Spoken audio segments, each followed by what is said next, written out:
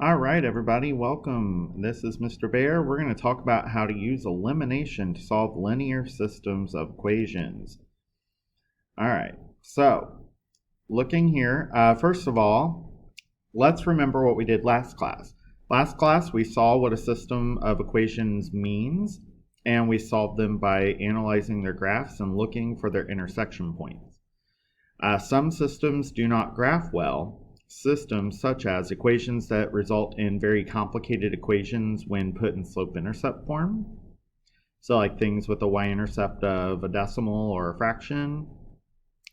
Equations that even if they graph nicely do not intersect at a nice ordered pair. So like a solution that might have fractions in it or decimals in it.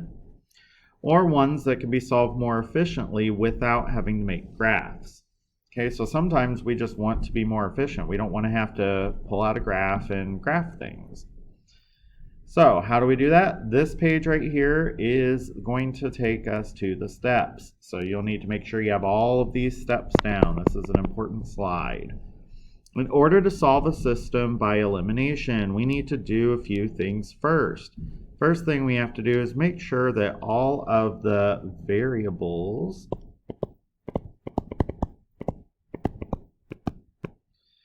/ constants. I want to make sure everything is lined up as well as the equal signs. The next thing you want to do is choose a variable to eliminate. So from this step, there are a lot of different directions you could take, but you're going to choose a variable to eliminate. So when everything's all nice and lined up, you might see your x's lined up and your y's lined up. You want to choose which set is going to be what you eliminate. So to do that, we're going to find the least common multiple, the LCM, of the coefficients of the variable that you chose from step 2. Then you're going to multiply the equations by the LCM found in, well, not really by the LCM, but by the thing that gives you the LCM. So multiply the equations by what gives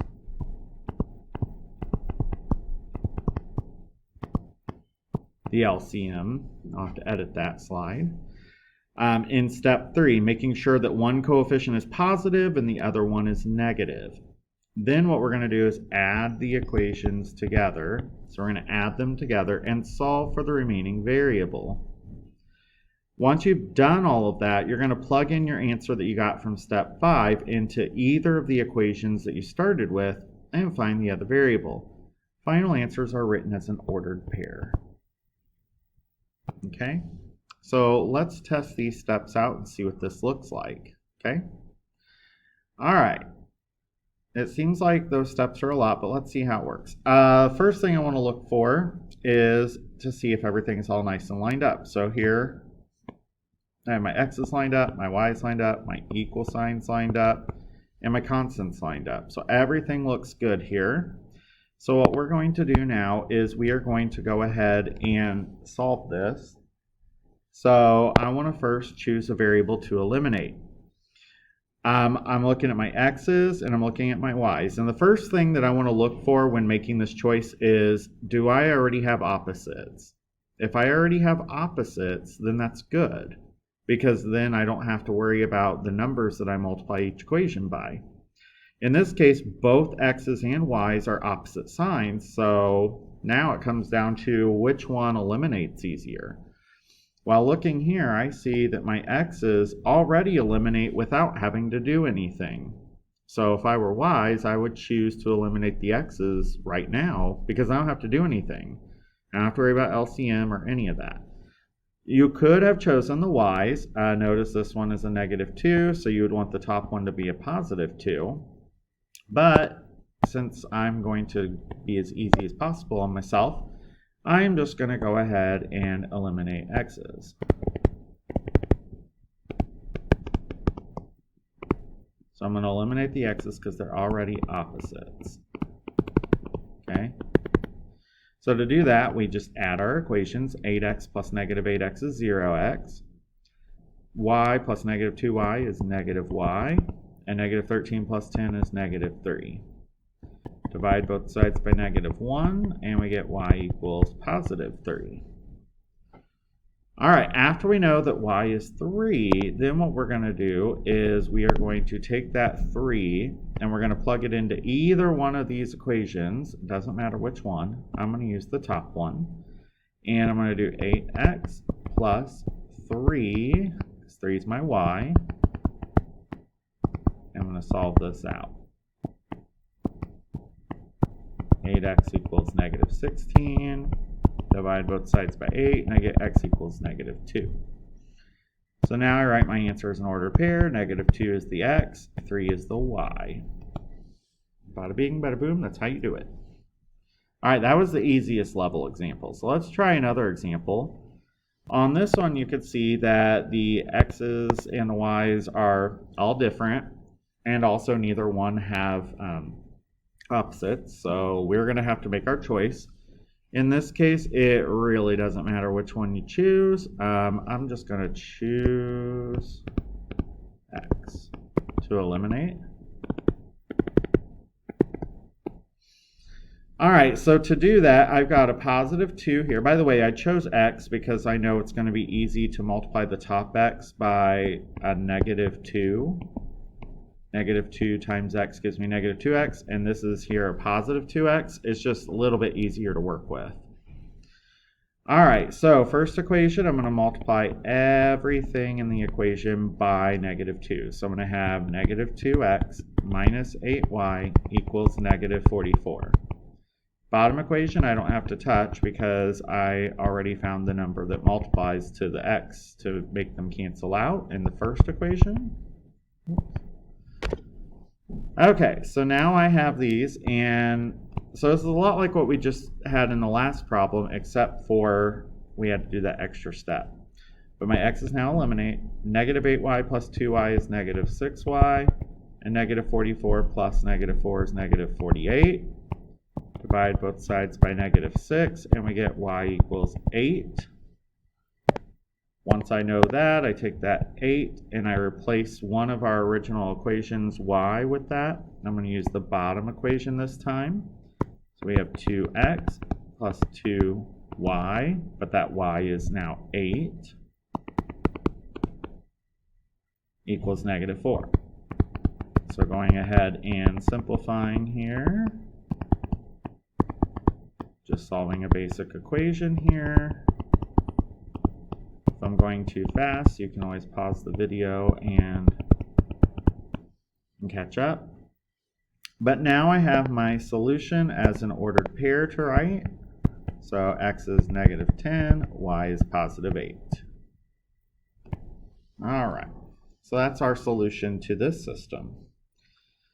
All right, ready for something a little more challenging? Let's try this one. All right, so for this one, we can see that in this case, the x's and the y's don't have any nice number that I can just multiply one equation by to cancel out the variables. But I'm also going to choose to eliminate y. I'm going to do that because I have an opposite pair at least. So I'm going to choose to eliminate y.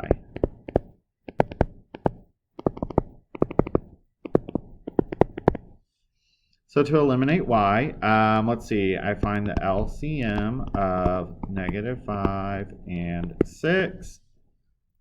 If I count by 5s and I count by 6s, the first thing they have in common is 30. So what I want to do is take this top equation. I want to make this 5 become a 30, so I multiply by 6. And in the bottom equation, I want to make the 6 become a 30, so I multiply by 5. Okay, so now my equations look like 18x minus 30y equals 75, no, 90. Sorry, I was kind of doing that in my head. And the second one will be 10x plus 30y equals, and I'm going to use a calculator for this one. We're going to take 38 times 5, and we get 190. Okay, so now I'm going to add these equations together. 28x, y's canceled, and we get 280. Divide both sides by 28, and we get x equals 10. Now that we know that x is 10, we're going to take that 10, we're going to plug it into one of these equations. I'm going to use the top one, and we'll have 3 times 10 minus 5y equals 15. So I'm going to simplify and solve for y. Negative 5y equals negative 15. Divide both sides by negative 5, and we get y equals 3. So now we can write our ordered pair 10, 3. Alright, so that one was slightly harder simply because we had a situation where we had to multiply both equations by something before we could eliminate. Now, we saw last class that if two or more graphs do not intersect, then we saw that they had no solution. So it might be two parallel lines, it might be a parabola with a line that doesn't intersect it. Maybe it's the graph of two circles that don't intersect. Either way, if they don't cross each other in any spots at all, they have no solution. And likewise, if we saw a graph where one graph lies on top of the other, then they have infinite solutions. Okay? So that would simply be like you have one line, and then maybe you have another line that literally graphs right on top of it. That would be an example of that. But how does this look algebraically? Let's explore. So this one is going to be one, yes, you're going to find that this has no solution. So let's see how it looks like that. So first we need to choose a variable to eliminate. I'm going to choose x to eliminate. So let's see, this is a negative 4 and this is a positive 8. So I need to multiply, they're already minus and plus, so I'm going to multiply the negative 4 by 2 to make negative 8. And the bottom equation actually doesn't need to be multiplied by anything. Okay, so let's go ahead and multiply this out. We get negative 8x plus 10y equals 14. And the bottom equation I'm just going to leave alone. And watch what happens when I add these equations. The x's cancel out. The y's also cancel out. So both of those just make 0. And 14 plus negative 15 is negative 1. This is never true. So no solution. And that's as far as we have to go here. Let's see how we get an infinitely many solutions. On this one, I'm going to choose to eliminate. I'm going to do x again. So this is a positive 4. I need to make this top one a negative 4. So I'm going to multiply everything in the top equation by negative 4. And the bottom equation already had what we needed. And if you look here, those cancel, and these cancel. So 0 equals 0. This is always true. So we call this infinite solutions. Okay. All right, last one. This is probably the yuckiest one that we will see. So when we look at this one, let's see what we got going on here. Looks like we need to line up our variables, and in this bottom equation it looks like I would need to clear out that fraction. So let's multiply everything by the denominator of that fraction. So my top equation is 3x minus y equals 10. Bottom equation, I need this x part to be written first. So 3 times negative 1/3 is negative 1x. And then plus 3y. So I'm just switching the x and the y terms around. And then 3 times 6 makes 18. Once I get to this point, then this looks just like what everything else we've done is. So I'm going to choose to eliminate the x's here. So I need to multiply the bottom equation by 3. So top equation I'm going to leave alone. Bottom equation will become negative 3x plus 9y equals, let's see, 18, 30, 54. Add the equations, and we get y equals 8.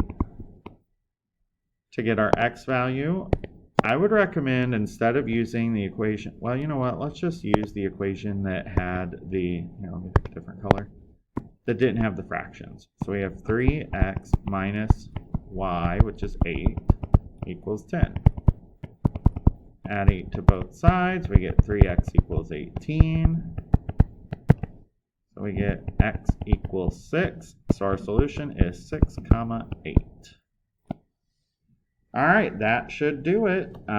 If you have questions, make sure that you reach out.